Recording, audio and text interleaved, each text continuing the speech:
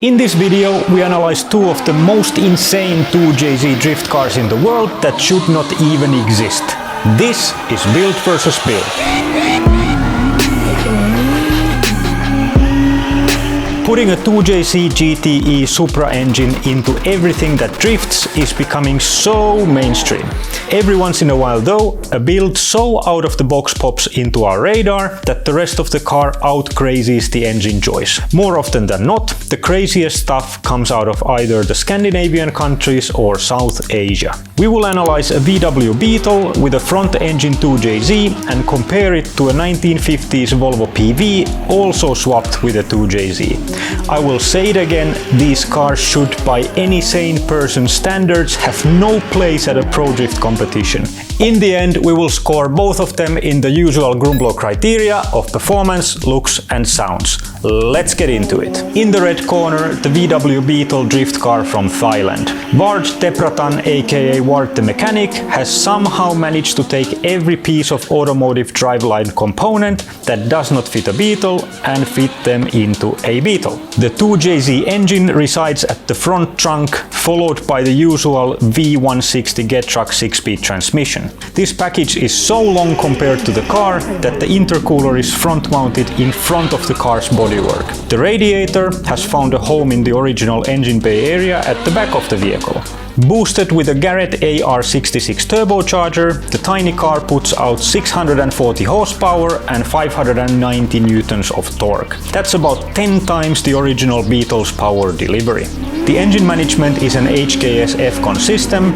At the rear of the car resides a Zefiro A31 rear subframe with a Skyline R34 differential. The suspension on this piece of madness is sourced from Thailand. In the blue corner, the PV from hell, or Norway to be more precise. This car is an outright monster with its 2JZ GTE VVTi engine managed by a max ECU. With upgraded camshafts and a Precision 6466 Gen 2 turbo, it produces 855 wheel horsepower and 1080 newtons of torque. In comparison, that's over 12 times the original 70 horsepower B16 Volvo engine's performance. And that's nuts. Behind the engine is a BMW 530 diesel transmission connected with a Tilton 3-disc clutch setup. The rear axle is a solid Volvo 1031 rear end with a torsion differential. The steering is a BMW E46 rack with custom offset geometry parts.